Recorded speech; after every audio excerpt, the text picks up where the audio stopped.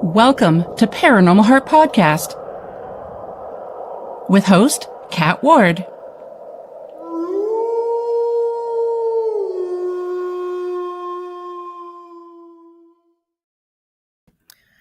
Hello, everyone. Welcome back to Paranormal Heart Podcast. I am your host, Kat Ward, but you already know that. So thank you so much for being here. I'm all excited, and I'll tell you why in a second, but I'll try and get my head straight here. So tonight's segment is pre-recorded, streaming on United Public Radio Network, 107.7 New Orleans and 105.3 the Gulf Coast. Oh, good grief. I'll tell you why in a second, why I'm so excited. So I'm your host. You already know that. Thank you so much for tuning in. Folks, I just want to take this opportunity to thank you all for tuning in each week. The numbers are growing with each segment, and I just want to say how much I appreciate you all for taking the time to hang out with me. So thank you so much. And for those of you who follow me on social media, you know my husband has been working hard to build me a proper studio. Well, it's all done, and this is the first time sitting in the new studio. So a huge thank you to my hubby. And for those of you tuning in, you won't see much of a difference while watching the video. The lighting is better, I think, and I hope the audio is too. So please reach out to me. Let me know what you think of how does the new studio sound? How does it look for the lighting and anything? So any feedback would really, really help. So folks, my special guest tonight is my first from the land down under, Sarah. Oh my God, I forgot to ask, is it Bignell? I am so sorry, Sarah, if I butchered your last name. Sarah is a creator and host of Yowie Central, a podcast dedicated to Yowie Bigfoot research in Australia and mysterious phenomena from around the world, and features in-depth witness testimonials. Sarah is also obsessed with other cryptids, paranormal happenings, UFO, alien encounters, and all things kooky and spooky. So buckle up. Yowie Central heads down all sorts of fascinating rabbit holes. So thank you very much, and help me welcome Sarah. Hello.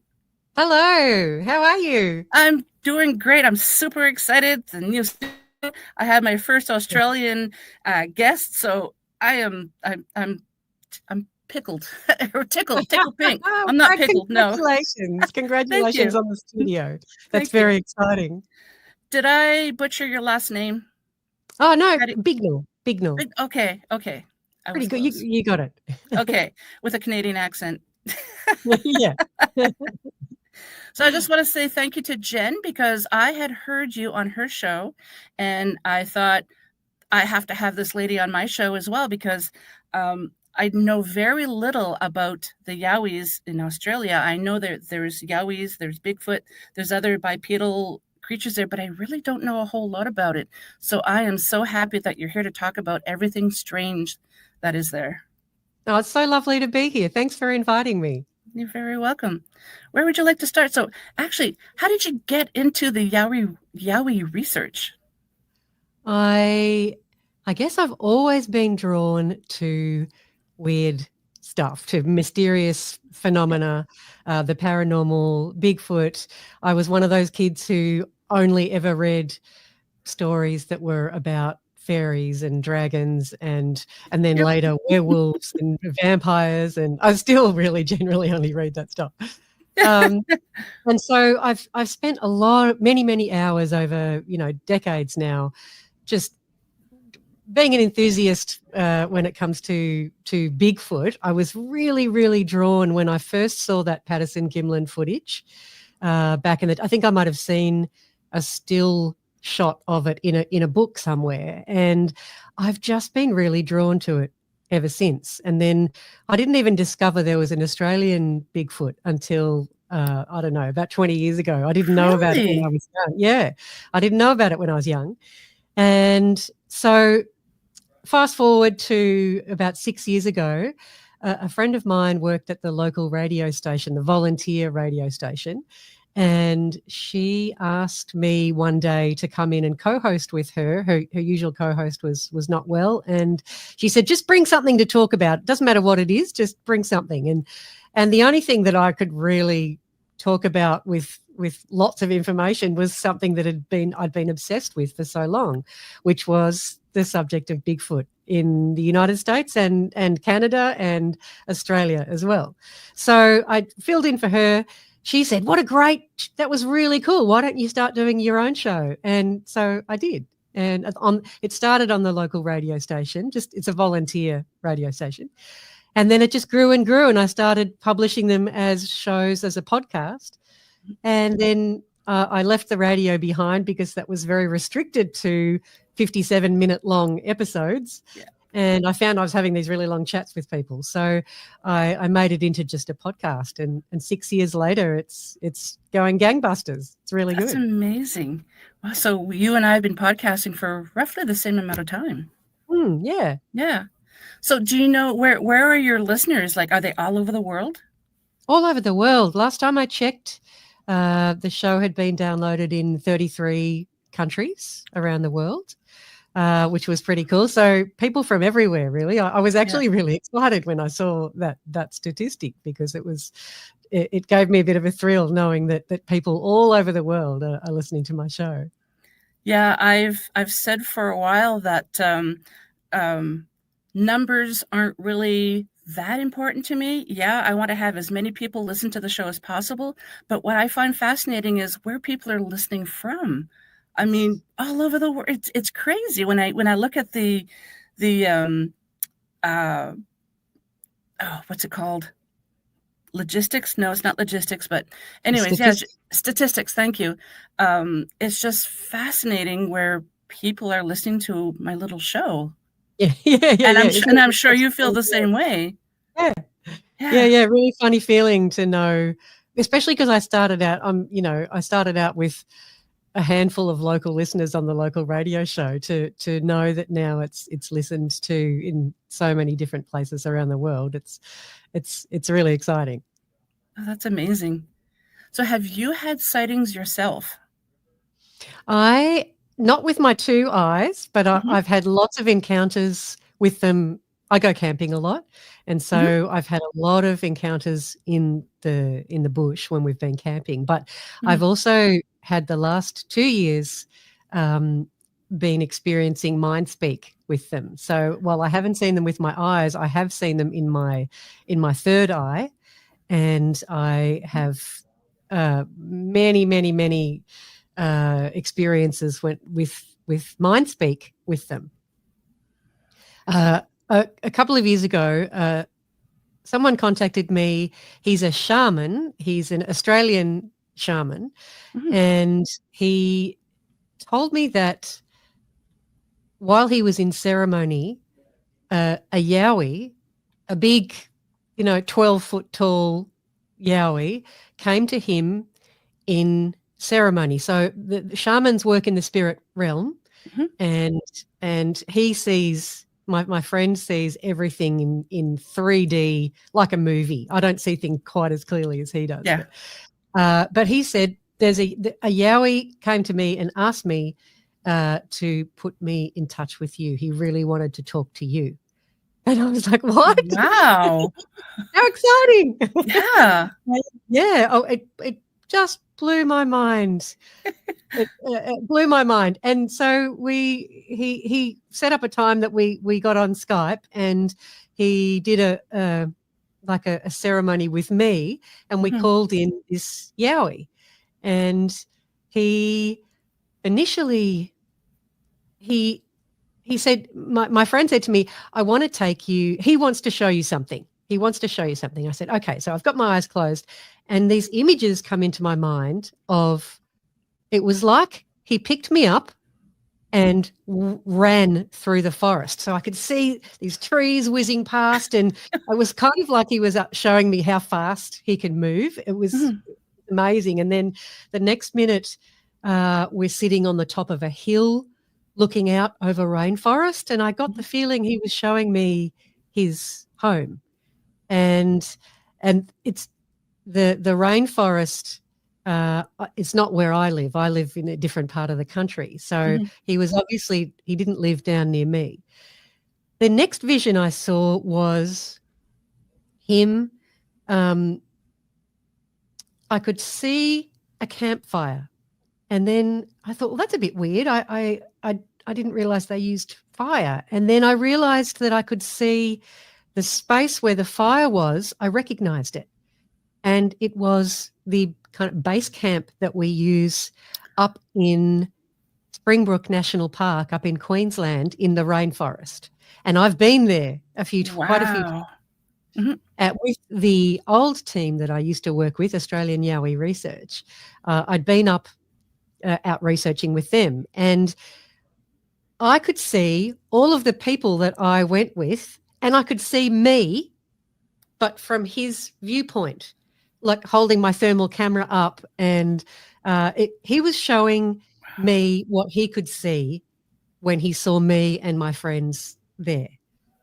So That's amazing. yeah, it was amazing. So I've had many sessions with my shaman friend until I learnt how to do that myself. Now I don't need him to connect with me. I can connect with this Yowie whenever I want to.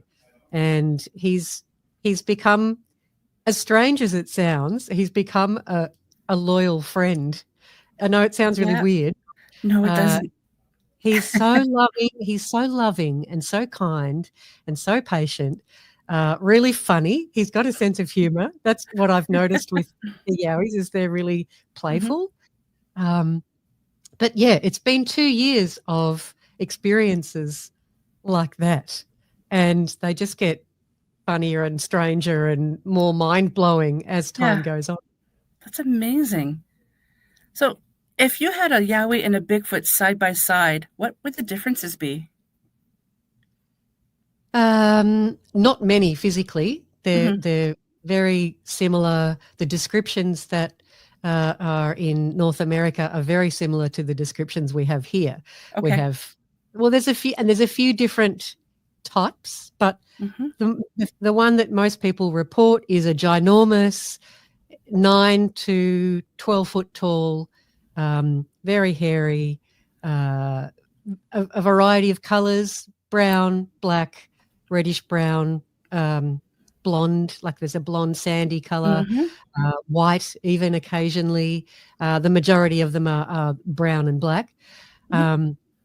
Very similar build, very heavy set, very muscular, very strong. We do get a type that is leaner and smaller build and more human looking than ape looking, I guess. But very similar. And from the sounds of it, the Sasquatch over there mind speak with other people too. So they have the same telepathic communication abilities. They have the same abilities to disappear just at will. I've taken reports of people who've seen them fade out and disappear. And I think that's the same from over there in North America as well. Yeah. So very, very similar beings. I think they're the same being, to be honest. Like we have humans that look slightly different, maybe in different continents. These are the same, from what I understand. And I've been saying for years, the thing that fascinates me the most about the paranormal is, for as long as history goes, people have been having all these experiences with ghosts, with cryptids, and they're all very similar. It doesn't matter what faith they are, what color they are. You know, all these people are having the same types of experiences around the world. And to me, that's so fascinating. I mean, look at the Yowies and the Bigfoots in Australia. They're so similar to the ones in North America. I mean, it just blows my mind. Yeah, I can understand that. Yeah. But I guess if they have the ability to slip into the astral plane or slip into another dimension, they can travel anywhere, really. So so they would be related. They'd be brothers and sisters, cousins. Yep.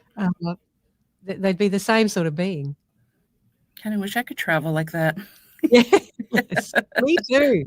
Me too. Considering our countries are so huge, sometimes I wish I've got lots of friends around the country, and it'd be great if we could teleport. Exactly. Yeah. So there are stories in North America that Bigfoot, some of them are very, very peaceful. Some people have terrifying experiences. Do you have those variations in experiences in Australia as well? Yeah, absolutely. Yeah. Most people get terrified anyway because they're looking at something that's not supposed to exist, And it's so and big. that's so big, Ah. and looks like it could snap you like a toothpick. That's a terrifying experience anyway. They also, from what we understand now, what they've told us, their electromagnetic frequency is much higher than ours. And so when we're in their presence, our nervous systems start pumping adrenaline and kind of go into a bit of shock. Mm-hmm. And that's part of the reason why it feels so terrifying, is because your nervous system is reacting to their nervous system, and it makes you very shaky and big adrenaline dump into the system. Mm-hmm. I think most of the scary experience, the really scary ones though, are either rogue Yowies, rogue Doolagals. That's the other name for Yowies is Doolagal. Doolagal? Doolagal. Yeah, it's one of the Aboriginal names for. I was just going to ask you that. Yeah. Oh, interesting. Yeah. And I use Doolagal more now because one of the Yowies that I've spoken to told my little group, my Yowie Central team, told us that he didn't like the word Yowie because it's used in some Aboriginal communities as a word for evil spirit, and he didn't relate to that. He didn't like that term, so he told us he preferred Doolagal. So I said, great. So I've got a show called Yowie Central. What am I going to do? Yeah. He said, oh, well, it's too late to change that, but if you can use Doolagal, that'd be nice. Okay. Nice. Yeah, but I think most of those really scary experiences are people are in the wrong place at the wrong time. Mm-hmm. They're either the Doolagal children are nearby and they don't want human beings around them, or maybe they're giving birth, maybe they're hunting, maybe you're just not, you're crossing into their territory and they don't want you there. So, or people are doing the wrong thing out in the bush. Maybe they're being disrespectful to the environment around them. Maybe they're leaving lots of rubbish. Maybe they're cutting trees down. Maybe they're playing really loud music or whatever. They're not welcome in that particular area. So people get moved out of certain areas. But then, of course, then there are really beautiful experiences. I had a friend who saw one. In fact, I'll tell you a story. I interviewed a man last year, and he, when he was a young man, was an electricity linesman, and he was up in the mountains repairing the electricity structure. The power had gone out after a big storm, so he was up on an electricity pole fixing the electricity. And he was up on a ridge, and he saw on the next ridge 3 tall, huge, hairy beings making their way along the tree line. And he could see one really big, I think he said about 9-10 foot tall. Then he saw another, and it was built, like, looked very masculine. The next shortest one he could see breasts, and she had not quite a V shape. She was much more up and down. And then there was a smaller one who looked like the father, but just a smaller one. So he worked out it's a little family group. Yeah. And as they made their way down into the gully and then came back up onto the mountain ridge that he was on, he saw the big male kind of start sniffing around, and they hadn't spotted him yet, but he was thinking, oh my God, they can smell me. Yeah. And so they came off that ridge. They were only about 30 meters away. They went off that ridge down into the gully, and then he thought, right, I'm going to get down and I'm going to run. So he's making his way down the pole, gets down to the bottom, and then looks over, and on the opposite ridge was the family, and the male was staring right at him. And he was going, initially he was terrified, but Mm-hmm. then he was hit with a wave of emotion and energy that all of a sudden calmed him down. And he got the feeling they were saying, we're not going to hurt you. You're safe. Be calm. And we're not going to hurt you. And so he was like, oh, okay, I'm not in any danger. So and then he managed to get away.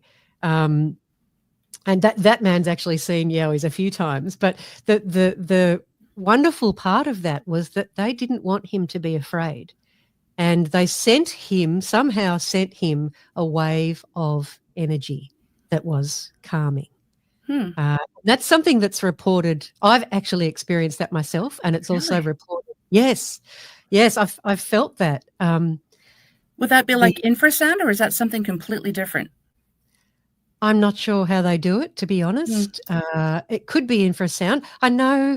I mean, the theory is that they use infrasound to affect our emotions, and some people believe that feeling of dread and of being watched and of I need to get out of here now, that feeling is theoretically caused by infrasound. So the being able to manipulate your emotions is something they can do. Whether it's for good or bad is up to them. But I've experienced it a few times. One time I was sitting with one of my friends who's very psychic, and he speaks to the doula girls all the time.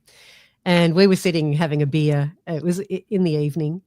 And he suddenly said to me, oh, your Yowie friend is sitting right just on the sofa, on the couch over there. And I couldn't see him with my eyes, but I heard the sofa, the couch creak. And I thought, oh my God, he's here. And I was saying out loud how happy I was that he was in my life. He's the contact with this being has been earth-shattering, mind-blowing. My life has changed completely for the better. Yeah.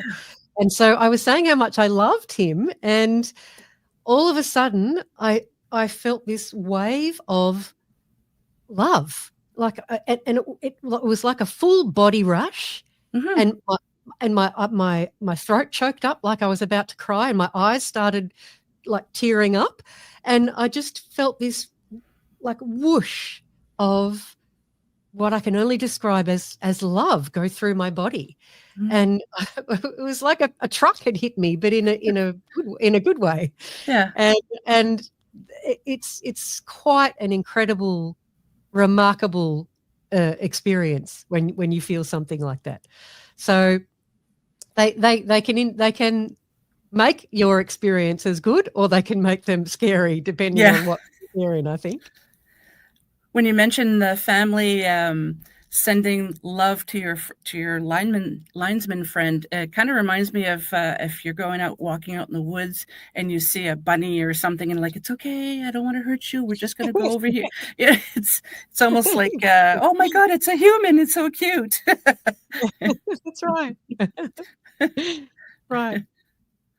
So do you think that maybe some of the negative experiences could be, they can sense our intent too, and maybe someone is out there looking for them, and they want to capture them, whether it's alive or not, to show there's proof to the world, do you think maybe they can sense our intent?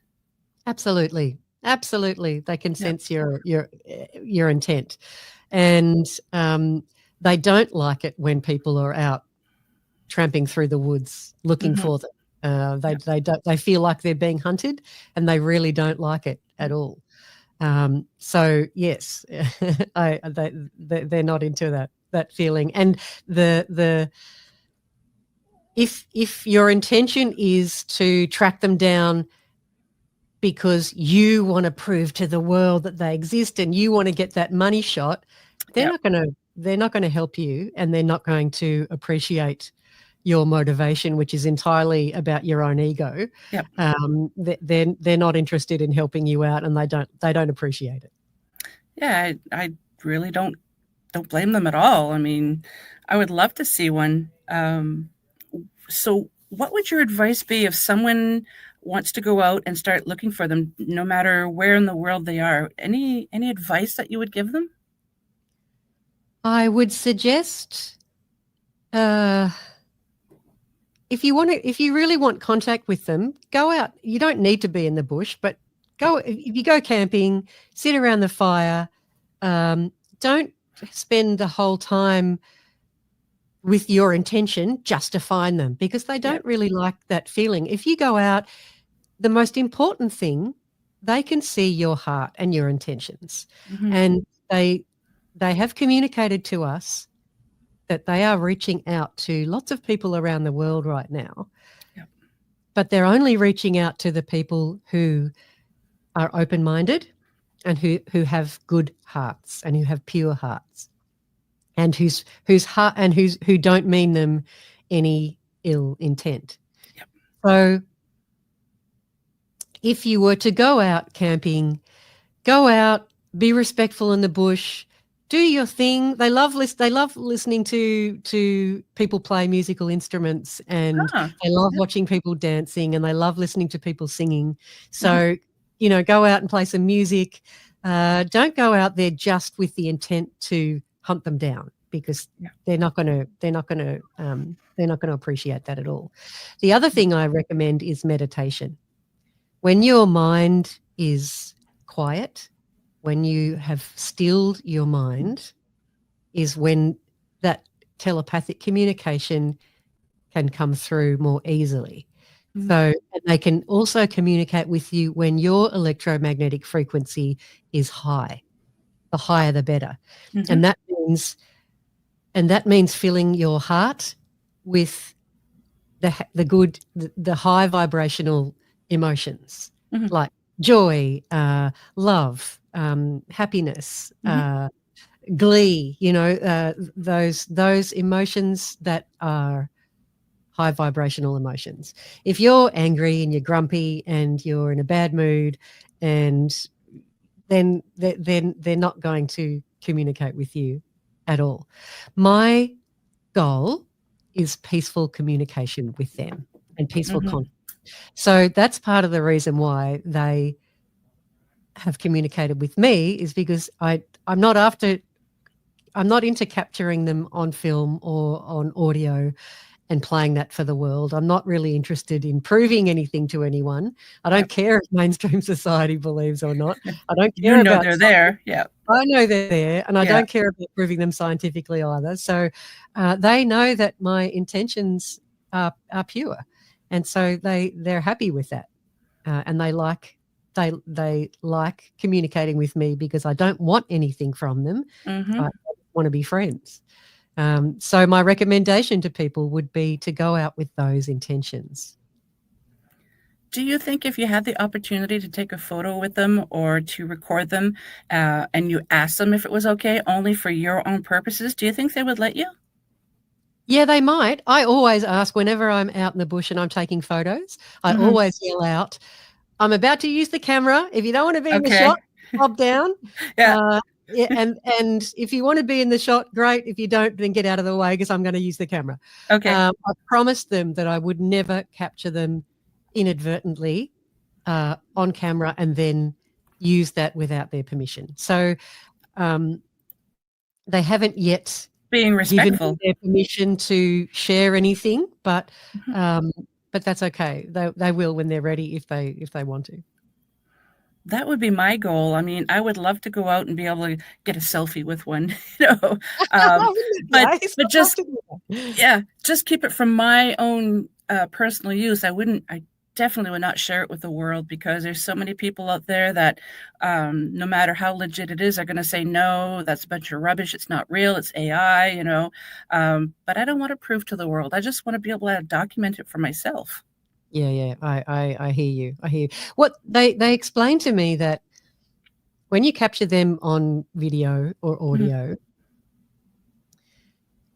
whoever watches or listens to that there's an energetic connection between the person watching and the Doolagal or the Sasquatch in the footage.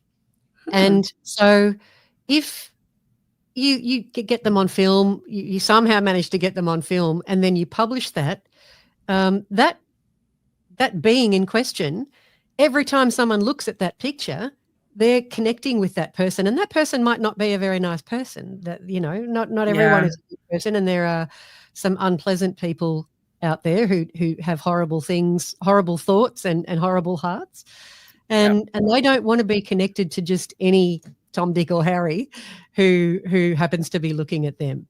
So that's a big part of the reason why I don't share any of the photos or video that I might have publicly, because they don't appreciate it. I feel really sad for the female Sasquatch who was in that Patterson Gimlin footage, the famous footage, because with the millions of people around the world who've watched that footage, that must have been like torture for her. I never even thought of that. Yeah, it's awful. So I would never do that to them, never, without their permission. Yeah. Well, even if they gave me permission to reveal it to the world, I don't know if I would. I just want to keep them safe. Well, particularly in light of the fact that there are lots of people out there who, there's lots of trolls, put it that way. Oh, they either don't believe, or there's simply someone who enjoys attacking other people. And it's hard work dealing with those people, and I'm not going to publish something just to give them an opportunity to be unkind and tear me down. No, I wouldn't do it. Do you know what their lifespan is like? Have they told you, or do you have any thoughts on that? I think it can be 200 or 300 years. I think some may be a little bit more, and obviously some may be less if they've. I mean, some do have accidents or they become sick and they die young. But I think 200 or 300 years is a figure that they've communicated to us. I guess it depends on the particular Sasquatch and how healthy they are, really. Have they ever revealed to you, like, are they from this planet or are they from someplace else? From what I understand, they came from somewhere else originally. They were seeded here way before human beings existed here. So we are Sasquatch hybrids, not the other way around. I've heard quite a few people say, oh, they must be a human hybrid because of the gene analysis, the DNA analysis that's been performed by people like Melba Ketchum. There is and the same analyses have been done in different countries, including here in Australia, and the same results come up, and is that the mitochondrial DNA is human. It's the other part of the DNA that's not. So people have been saying, oh, well, they must be human hybrids, but from what they've told us, they were here first. We are Sasquatch hybrids. That's interesting. Yeah. Wow. I've been hearing more and more of this as well, saying what their lifespan is, that they're not from here. I've heard, I can't remember if it was you that mentioned it on JV's show or if I heard it someplace else. But they say that the ones that seem to be a little bit more feral are the ones that were born here. They weren't from anywhere else, and they were left. And I thought that was interesting. It might not have been new, because I've been listening to a lot of Bigfoot, Sasquatch shows, and for the most part, people are getting the same. They have the same views on what's going on and what they are. But I thought that was a little different. That one I hadn't heard before. Yeah. No, I've certainly heard that they originated from somewhere else and were seeded here. But we're talking millions of years ago, like a long time ago. Oh, lost you for a sec. Are you still there? Oh, yeah, I'm still here. What Okay. happened? What? I don't know. Can you see me? Yeah, I can see you. Okay. All of a sudden, both our pictures, there was like the circle, like when the computer's Ah, thinking, just like, no. that's okay. It's all good. It's all Okay, good. Just for good. like 2 seconds. Wow. So if you had a chance to investigate Yowies, Bigfoot, anything like the bipedal, like that bipedal, oh, good grief, I can't even speak. Anywhere in the world, would you go? And if so, where would it be? Oh, I would love to come over to North America Yeah, and meet some of the Sasquatches over there. that would be I'm interesting. a really big fan of the work of Sunbow True Brother, Hmm, and he wrote a book called The Sasquatch Message to Humanity, and I'm he writing this channeled. down. Oh, you've got to check him out. He wrote three. He's written three. Oh, he's written quite a few books on the subject. Mhm. There's the Sasquatch Message to Humanity. There's 3 books in that, and there's also an encyclopedia of the hairy man phenomena from all over the world. Really, Hmm. really good books. He channeled a message from a Sasquatch elder called Kamu, and Kamu had a message for humanity. And so he's published that in a book, Hmm. and absolutely fascinating reading. He gives you the whole history of Earth, of humans, of Sasquatch, when they came, how what's happened over the years, where we are now, what they're trying to do now, which Hmm. is reach out and communicate um, with human beings.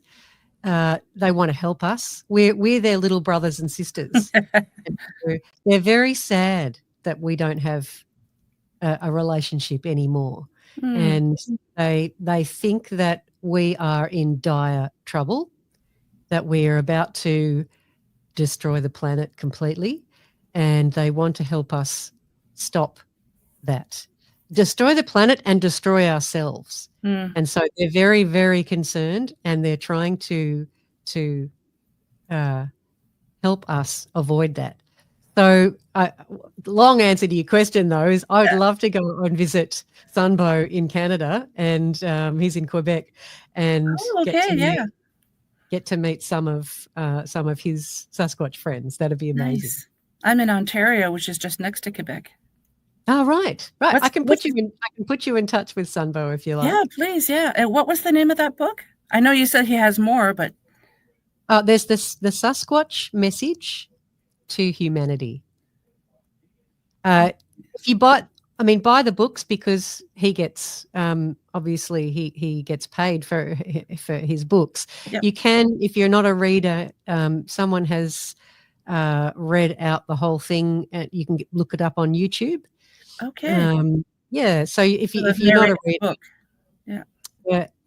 yeah, exactly. So it is on. You can find like an audio book on YouTube.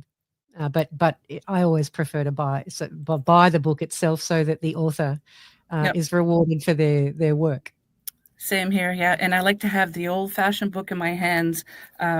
Reading a digital book, it's good, but it's just not like, I just feel like you can't be in touch with the story as much as when you're holding the actual book. It might sound crazy, but there's just more of a connection for me that way. No, I agree with you. The other one is, it's actually just under my desk. I mean, under my computer. Hang on. Sure. I have to lift the computer up. That's the other one. Hairy humanoids from the wild Okay. is the other book that I highly recommend if you're interested in this subject, Humanoids from the wild. Okay. by Sunbow True Brother. Okay. Thank you for that. And I hope the listeners and viewers purchase those books as well. I definitely plan on it. Yeah, they're good ones, really good ones. Yeah. Wow. Any place else that you would like to go and investigate to see if you can communicate with any others around the world? I haven't really thought about anywhere else as yet. There's so much of Australia that I haven't traveled around as well. It's such a big country. Yep.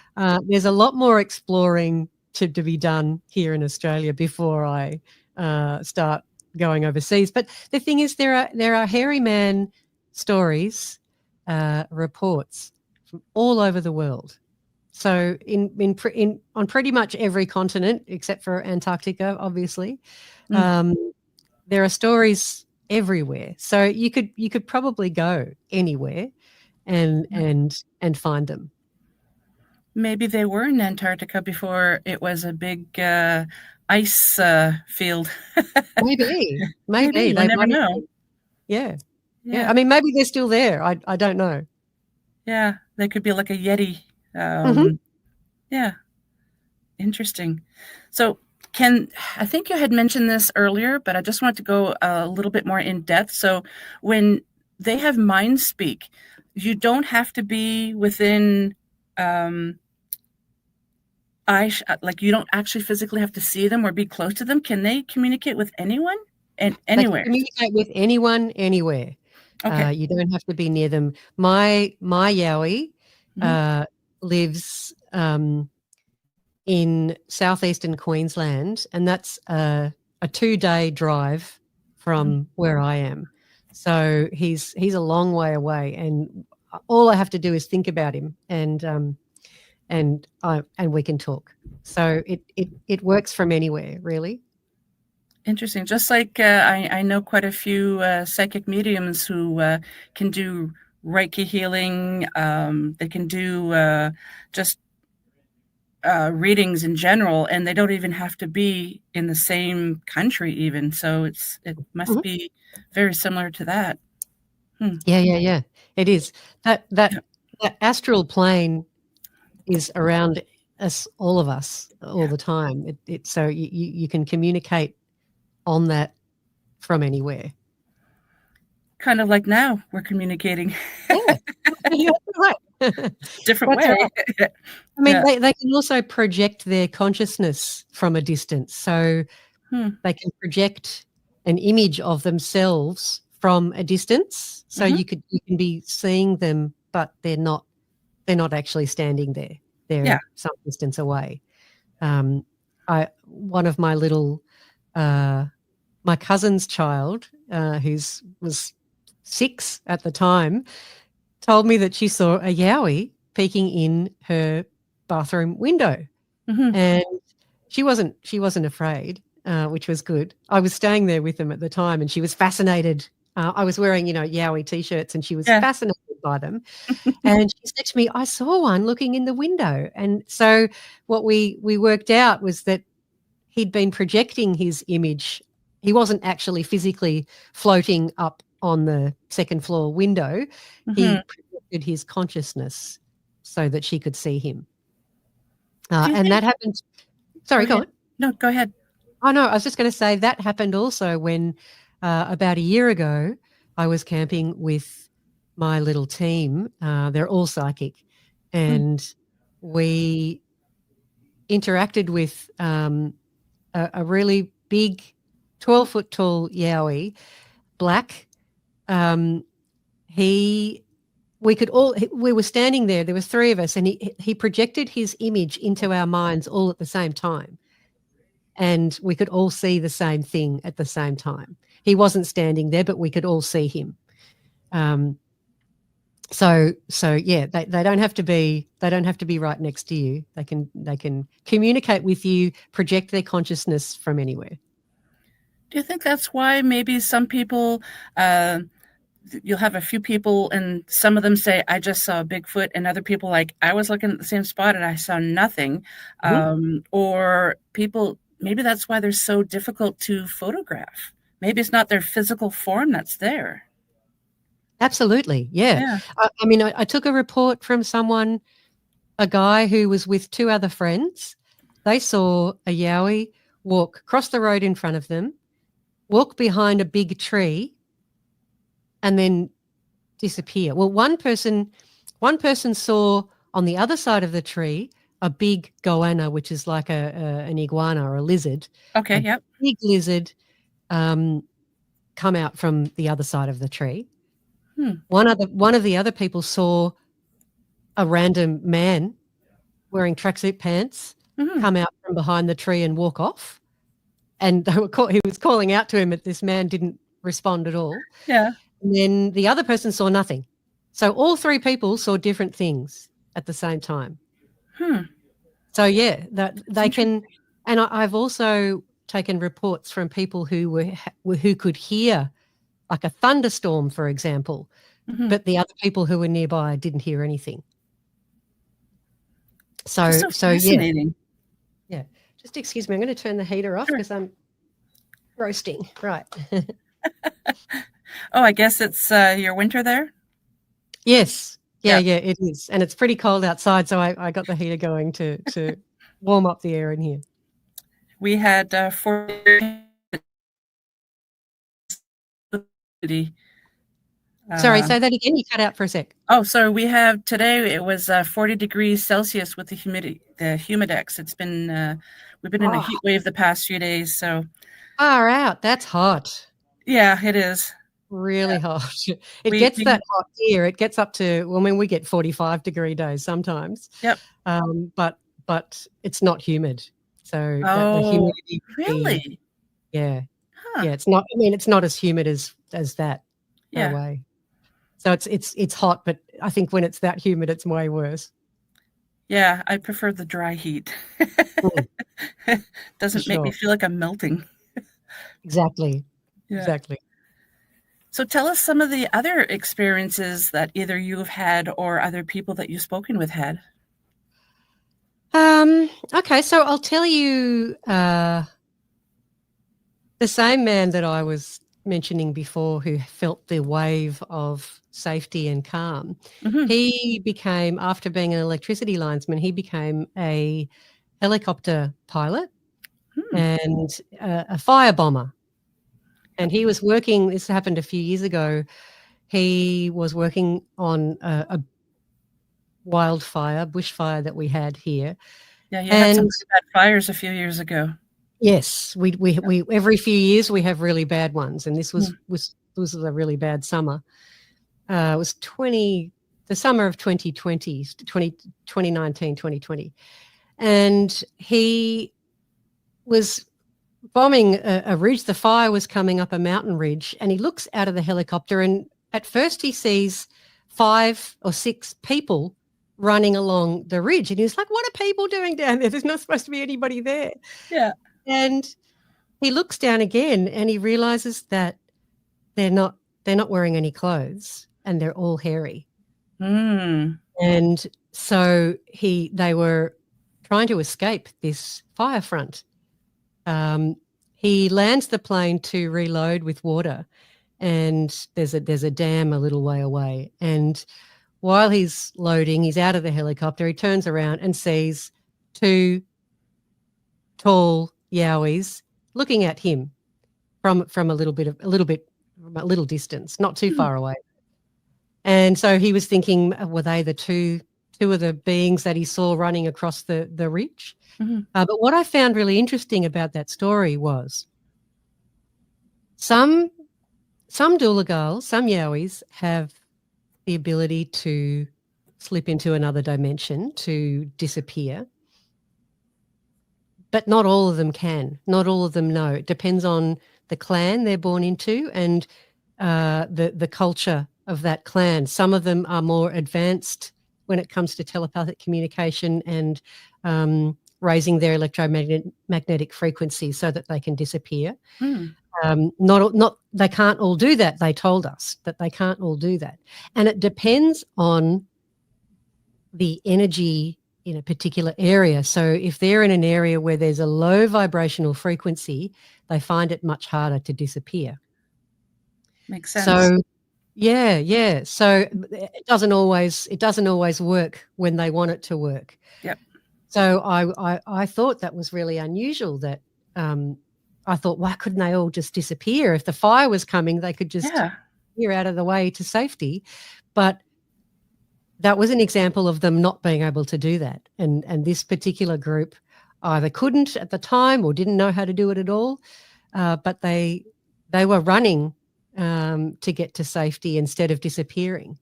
Hmm. So I thought that was an interesting example of what happens when there's a fire, because often people, whenever there's a big fire, Yeah. people are often talking about, oh, I hope the Yowies are okay. I wonder what they do when there's a big fire.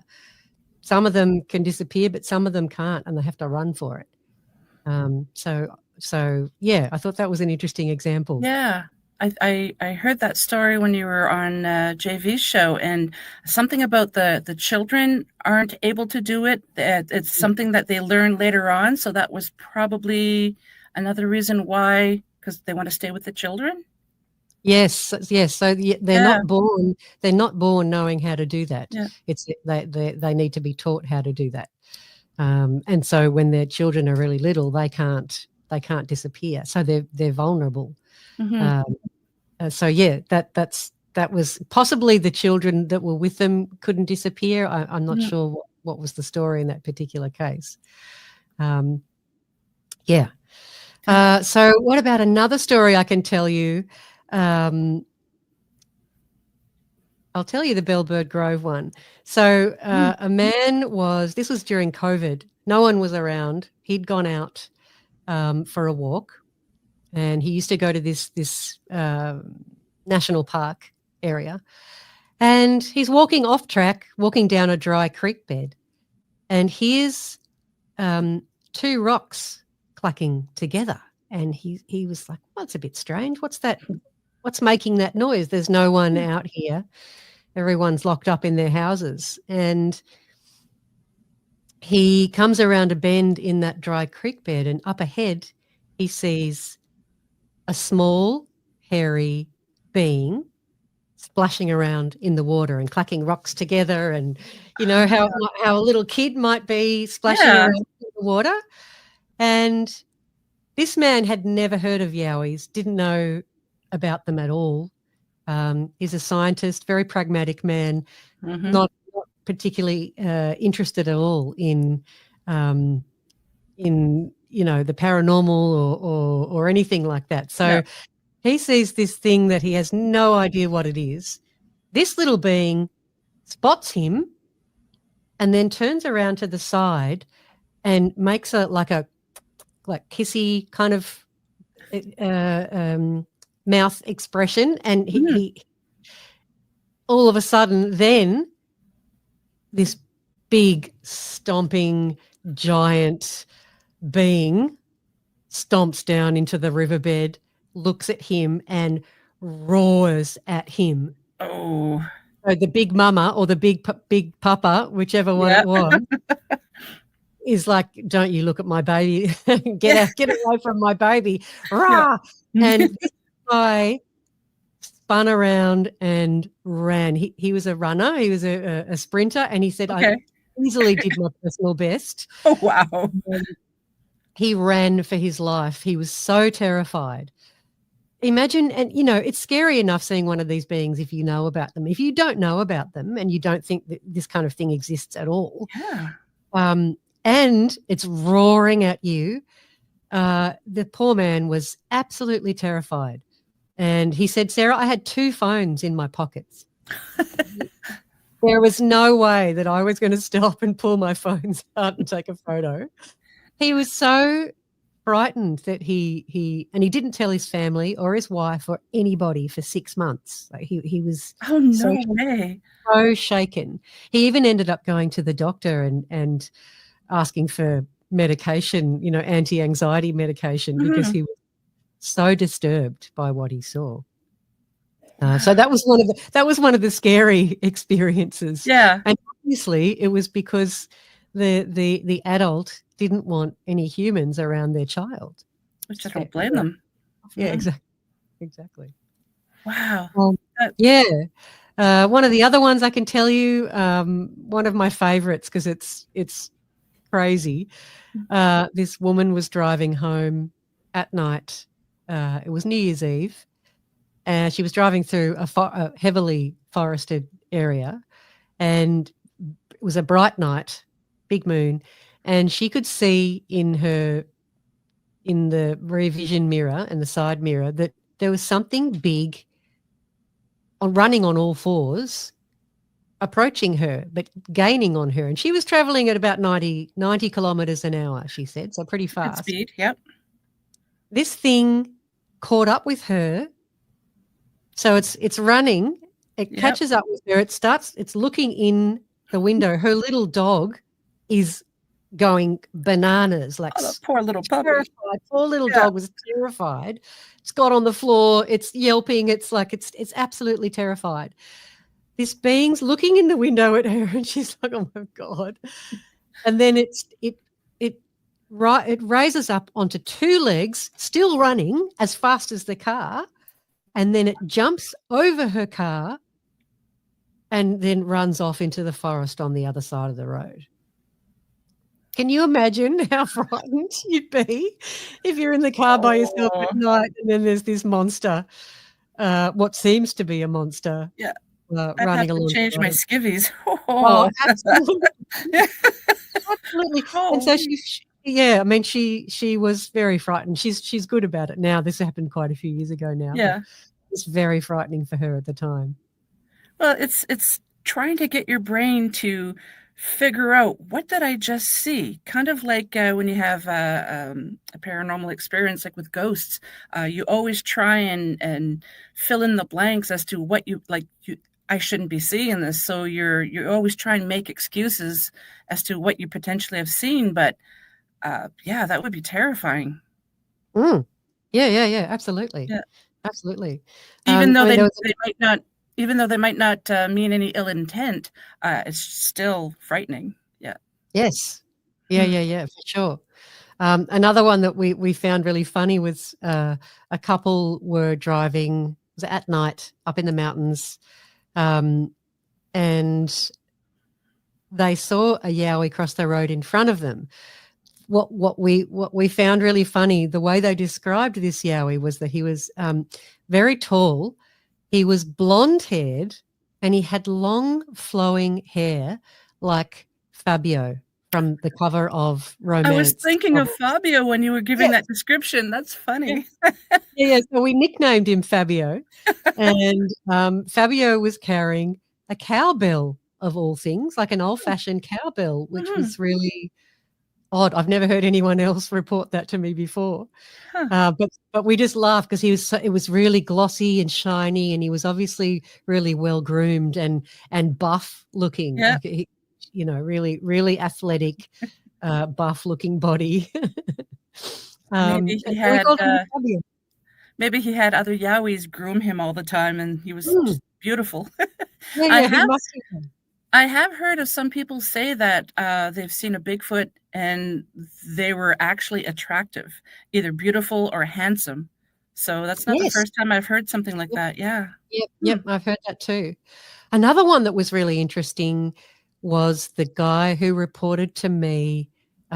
He was riding a trail bike through the bush, and had stopped the bike when he saw a Yowie, very big, and he was only a few meters away from it.